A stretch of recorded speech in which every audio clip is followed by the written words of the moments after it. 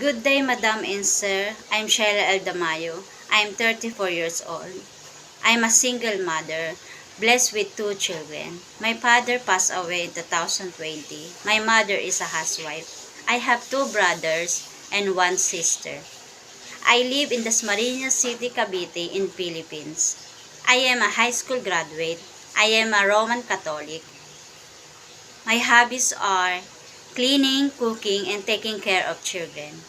My working experience in Hong Kong in my first employer, 2018 to 2021, I served 5 members of the family, 2 adults and 3 children.